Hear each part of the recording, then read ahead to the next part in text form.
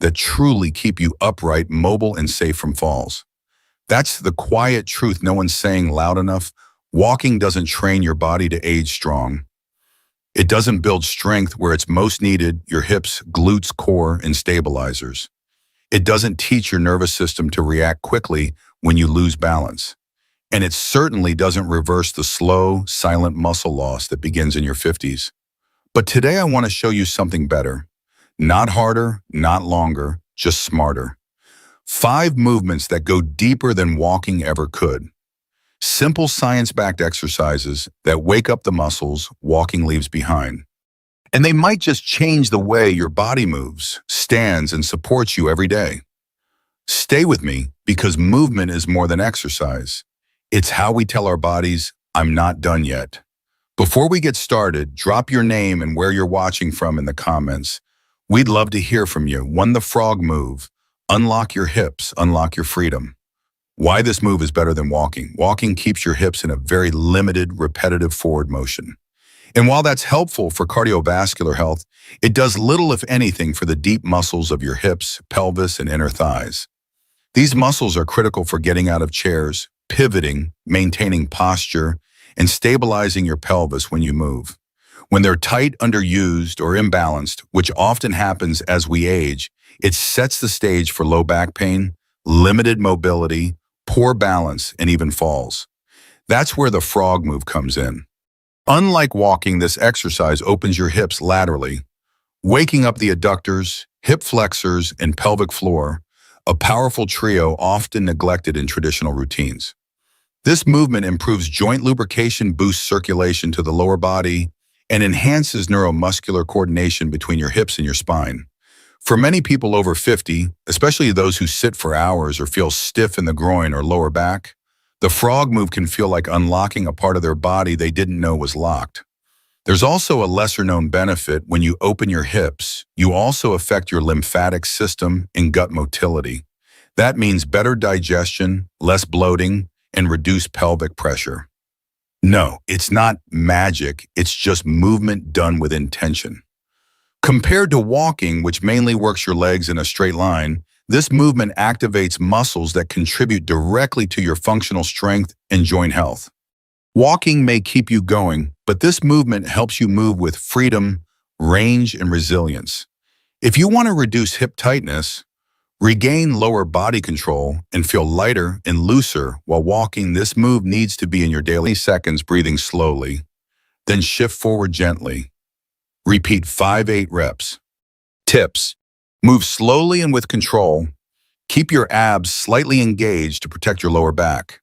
Don't force depth. Over time, your range will improve. This isn't just a stretch. It's a reset one that reminds your hips how to move like they used to. 2. Glute bridge. The power plant of your lower body. Why this move is better than walking. Let's talk about the muscle group that literally carries you through life, your glutes. These are the largest, strongest muscles in your body, but you wouldn't know it from how often they're neglected, especially as we age. Walking may keep your legs moving, but it doesn't truly activate or strengthen your gluteal muscles, especially if your steps are short or passive. Over time, weak glutes can lead to low back pain, hip instability, knee discomfort, and an increased risk of falling. You may walk every day and still feel your posture collapsing or struggle to rise from chairs without using your arms. That's not just aging, it's undertraining. The glute bridge is your solution. This movement directly targets the glutes, hamstrings, and lower back while retraining your core to support your spine. More than that, it re-engages the posterior chain, the power network that walking leaves mostly untapped. What makes this move better than walking is its ability to build strength, stimulate bone density, and improve hip extension, which is vital for walking upstairs, standing tall, and protecting the spine. Unlike walking, which often encourages tight hip flexors and sagging posture, this exercise opens the front of your body and strengthens the back, a perfect counterbalance to modern sedentary life. Done consistently, glute. Bridges can reduce lower back pain, make walking feel lighter, and help you stand, lift, and live with confidence. It's not flashy, but it's foundational. How to do the glute bridge. Safely at any age, lie on your back on a mat with your knees bent and feet flat hip width apart. Rest your arms at your sides, palms down. Inhale then, as you exhale, press your feet into the floor and lift your hips slowly until your body forms a straight line from shoulders to knees. Squeeze your glutes at the top and hold for 2-3 seconds. Lower slowly and repeat for 10-12 reps. Tips: avoid arching your back. Keep chin tucked slightly. If needed, place a pillow under your head for comfort. This move doesn't just strengthen, it reconnects you to your body's foundation. And the best part, you can do it anywhere. No equipment needed. 3 gorilla-style wall pull. Rebuild your back. Reclaim your posture. Why this move is better than walking. We rarely think about it, but most people over 50 are slowly losing their pulling strength. The kind of strength that helps you open heavy doors, lift groceries, or pull yourself up when you stumble. Walking doesn't train this.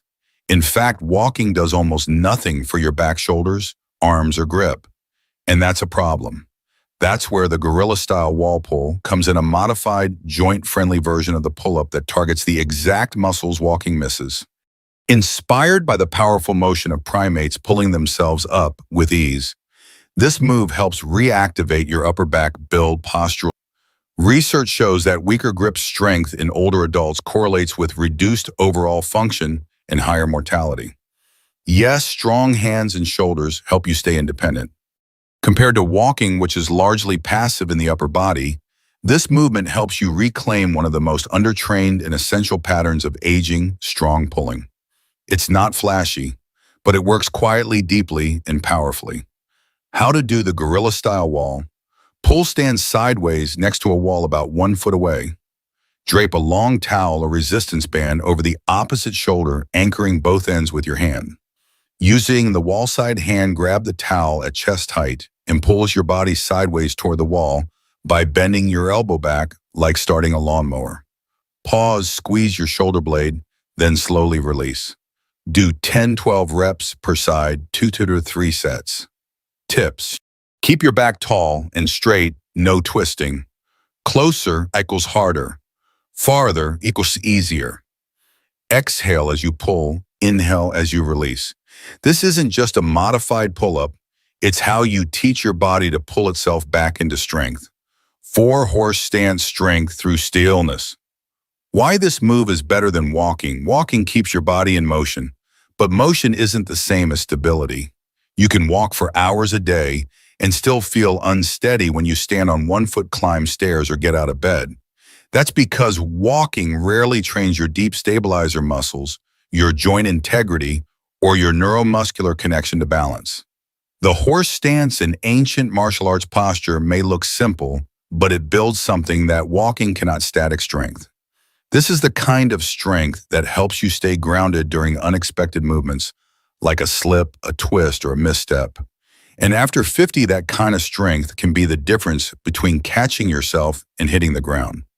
By holding this controlled squat-like posture, you train your thighs, hips, glutes, ankles, and core simultaneously. It challenges your proprioception, your body's internal GPS, forcing your brain and muscles to work in harmony to maintain alignment. Unlike walking, which involves forward motion with momentum, horse stance is about holding your own weight with precision and awareness. It also promotes joint compression in a healthy way, signaling your bones to retain density, crucial for preventing osteoporosis. Your knees, hips, and ankles learn to support force under tension, not just while moving, but while staying still. Exactly. Tips: keep weight evenly distributed on both feet. Don't let your knees collapse inward. If balance is a concern, do it near a wall or chair for support. This isn't just an exercise, it's a discipline.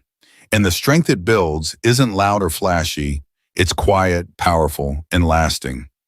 5 head turns on 1 leg train your inner GPS before you fall. Why this move is better than walking. Every time you turn your head while walking, checking traffic, looking for someone scanning a shelf, you challenge your balance without realizing it. And after age 50, your brain's ability to process those quick shifts begins to decline, often without symptoms, until it's too late. Walking doesn't train your balance reflexes.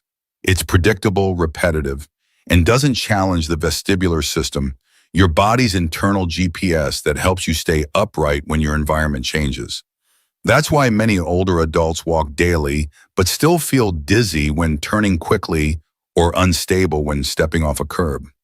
Head turns on one leg is a deceptively simple movement that trains your body to stay balanced even when your head and eyes move. It integrates your inner ear-eyes proprioceptors and stabilizer muscles into one focused challenge, something walking alone will never do. This exercise improves dynamic balance, reduces the risk of falls, and sharpens your reaction time, a crucial factor in avoiding injury from slips and sudden movement. It also improves core engagement, ankle stability, and strengthens the neural connections between brain and muscle. In other words, this move doesn't just train your body, it teaches your nervous system to respond smarter, faster, and more effectively to real-life situations. And here's the part most people miss. Balance isn't built in motion. It's built in stillness under challenge. This move is about preparing for the unexpected because falling doesn't come with a warning. So while walking keeps you in motion, head turns on one leg prepares your body for the moments that could change everything. It's not just better than walking, it could protect your ability to keep walking for years to come. How to do head turns on one leg beginner-friendly. Stand tall near a wall or sturdy chair for support. Shift your weight onto one leg, gently lifting the other foot off the floor. While balancing slowly, turn your head left and right as if saying no. Keep your eyes open and fix on the horizon. Start with 10 seconds per leg. Repeat 2-3 times. Rest between sets. Tips. If needed, keep one fingertip on the wall for stability. Breathe slowly and focus. If dizzy, reduce the range of head motion. You're not just standing, you're retraining your brain to keep you safe. And that's the real strength behind graceful aging. If you're over 50, your body is not breaking down. It's simply asking for smarter movement. The key is consistency, not intensity. You don't need to train like an athlete, but you do need to move with purpose. Start small.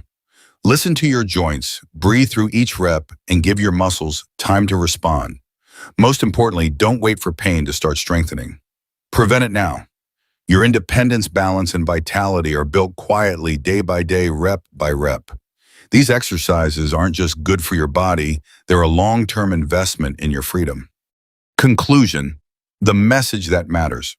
Walking is beautiful. It's calming, easy, and familiar. But after 50, when familiarity